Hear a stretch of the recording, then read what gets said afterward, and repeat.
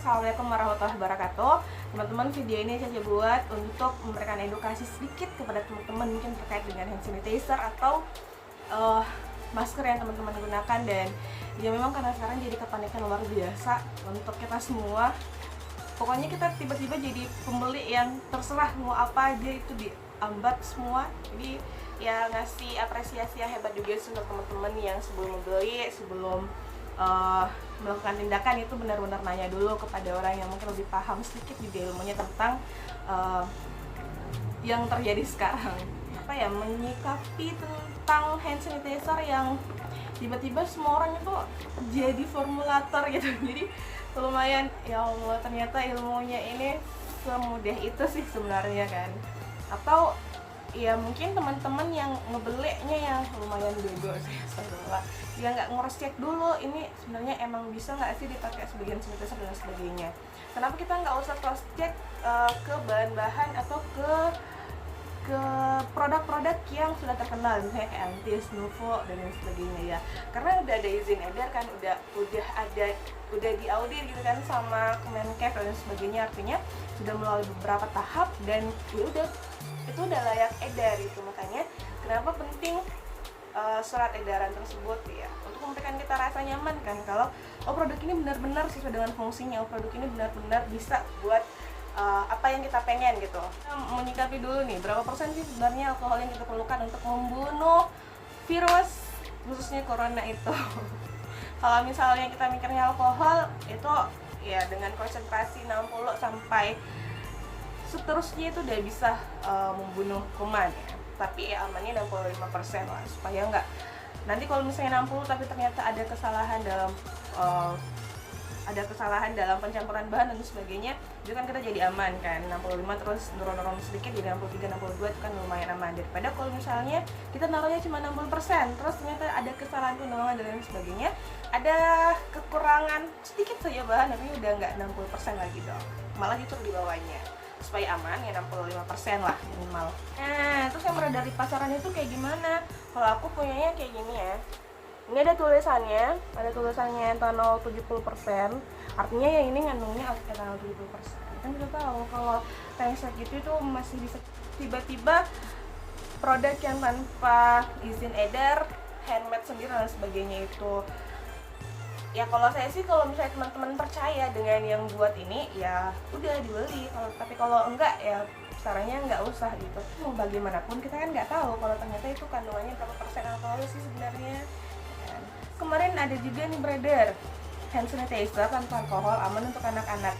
Iyalah aman kan karena nggak ada alkoholnya. Anak-anak kan nggak boleh kita ngasih ke kulitnya alkohol kayak gitu, takutnya iritasi karena kan masih tipis banget. Nah ceritanya ini tuh kayaknya bisa sebagai hand clean deh. Mungkin saja zat aktifnya bukan alkohol, tapi misalnya benzalkon klorida kah, dan lain sebagainya. Kan bisa saja terjadi seperti itu. Tapi ya jelas kalau misalnya dibilangnya indikasinya sebagai hand sanitizer atau membunuh kuman, itu kayaknya kurang tepat. Kalau misalnya untuk membasmi dengan menghambat pertumbuhan kuman mungkin bisa. Kuman ya, bakteri. Beda lagi misalnya dengan virus. Oke, virus itu emang kalau di beberapa jurnal dan sudah ada beberapa penelitian memang lebih efektif kalau kita makainya alkohol dengan range sekian yang tadi saya bilang. Mana sih kalau misalnya dengan DIY yang sudah beredar banyak sekali di internet dan lain sebagainya. Kalau aku sih, menurut aku sih nih ya, anggaplah kita analogikan sirup nih, misalnya DHT nih, teman-teman mikirin DHT dulu deh. DHT kemudian nyoba dulu nih sebelum dikasih air, itu rasanya gimana. Terus nanti kalau dicampur sama air yang kita minum kan biasanya kita nyampur dulu nih dengan air, itu rasanya gimana, sama nggak sih manisnya yang DHT awal sama DHT akhir? Enggak kan, jadi emang beda gitu. Sama sih dengan konsentrasi alkohol, udah kayak gitu. Jadi kalau misalnya kita konsentrasi alkoholnya 70% terus nambah sesuatu di dalamnya, bisa nggak sih tetap 70%? Ya analoginya kayak itu tadi, bisa nggak sih? Enggak kan? Terus gimana dong? Kita coba perhitungan kalau misalnya teman-teman punya alkohol 70%, 100 ml, jangan 70% dulu, alkohol 96%, 100 ml, teman-teman mau nambah Aquades atau apa ya, atau aloe vera lah, kan teman-teman sekarang banyak dengar aloe vera kan. Terus teman-teman mau nambah aloe vera, berapa sih aloe vera yang kita butuhkan gitu. Kita tarik rumus F1 kalian 1 sama dengan F2 kalian 2. Ini rumus penyetaraan ya, artinya kalau misalnya teman-teman punyanya segini tuh jadinya segininya berapa gitu. Misalnya V1 nya itu yang kalian punya ya 100 ml, R1 nya itu konsentrasi dari alkoholnya, ini 96, sama dengan V2 nya volume akhir yang teman-teman bakalan dapat itu didapatkan dari berapa penambahan yang harus teman-teman dapatkan dari total dari penjumlahan volume awalnya. Kalau volume awalnya 100 ml kan, terus teman-teman mau nambah apa ya, teman-teman mau nambah aloe vera 15 ml misalnya, berarti 100 tambah 15 hasilnya kan 115, artinya V2 nya di sini ada 115 kali N2 nya ini yang mau ditanyakan berapa sih konsentrasi akhirnya gitu. Nah sekarang berarti 9600 sama dengan 115x. 115x sama dengan 9600 kita bagi dengan 115. Entah apa hasilnya, kita kalkulator ya supaya lebih aman. 9600 dibagi 115. Oke. Hasilnya adalah 83%. Artinya masih aman kan? 83%. Artinya masih bisa teman-teman gunakan kalau penambahan aloe vera-nya hanya 15 ml. Nah, terus kalau misalnya teman-teman pengen karena sedianya sedikit nih 100 ml terus mau buatnya dalam 200 ml gitu, aku pengen nambah sesuatu sampai 200 ml, itu ya hitung lagi konsentrasinya berapa.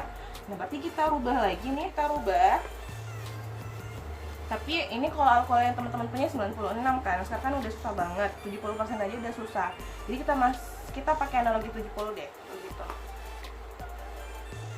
70 V2 nya berarti tadi nambah 15 kan, berarti 115x. Jadi 7000 sama dengan 115x. 115x sama dengan 7000 kita bagi 115. Berapa nih? Hasilnya adalah 60,8. Kelihatan nggak? 60,8. 60,8. Nah ini sedikit saja kalian kehilangan alkohol, kehilangan. Jadi saja kalian kehilangan alkoholnya itu konsentrasinya bisa saja berubah lagi. Nah, jadi kalau mau nambah ya nambah, tapi mikir dulu nambahnya berapa sih supaya kadarnya tetap seperti itu. Kali kalau misalnya teman-teman punya alkoholnya cuma 70%, nah, beberapa yang beredar formulasi itu yang dia nggak pakai 70%, pakai 96%. Emang kalaupun ditambah ya paling tambah sedikit ya kayak tadi.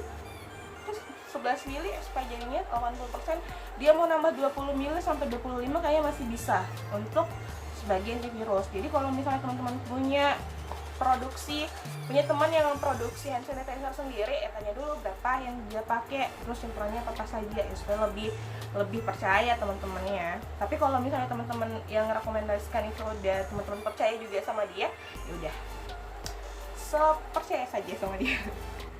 Apalagi kalau misalnya teman-temannya itu ternyata adalah farmasi, ya, trust me because I'm pharmacy. Kan biasa kita pakai logo-logo seperti itu ya. Kebetulan saya juga farmasi, tapi ya ilmunya masih minim, masih sedikit. Yang di-share juga, pokoknya yang Caca tahu, kita bisa sama-sama saling menjaga, sama-sama saling protek, sama-sama saling mengingatkan kalau ada salah-salah. Jadi teman-teman setelah ini bisa lebih pintar lagi dalam memilih hand sanitizer yang teman-teman mau pakai.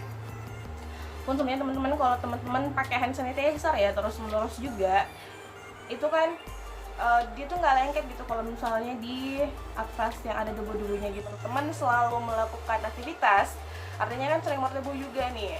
Nah lebih amannya lagi kalau teman-teman cuci tangan lagi, terus abis itu pakai hand sanitizer supaya lebih aman, protek banget kan. Jadi protection itu nggak setengah-setengah, emang memproteksi diri. Jadi ya udah ngelakuin hal yang memang sekalian total gitu. Jangan malas cuci tangan. Teman-teman yang mungkin gak ada kerjaan ya udah di rumah aja gitu, jangan keluar-keluar.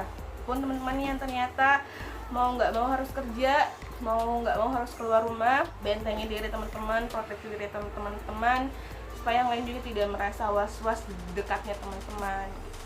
Yang penting kan ini sebenarnya membuat orang lain nggak merasa risih dengan hadirnya kita di tengah-tengah mereka. Apalagi ada ada wabah-wabah seperti ini Kak. Yang masih tetap kerja, semangat ya, semangat kerja. Ada keluarga yang masih perlu kita nafkahi, ya udah semangat.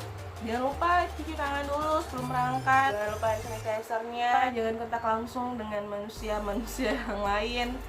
Kalau pulang kerja, kalau pulang ke rumah, bajunya langsung diganti, dicuci, ganti baju yang lain.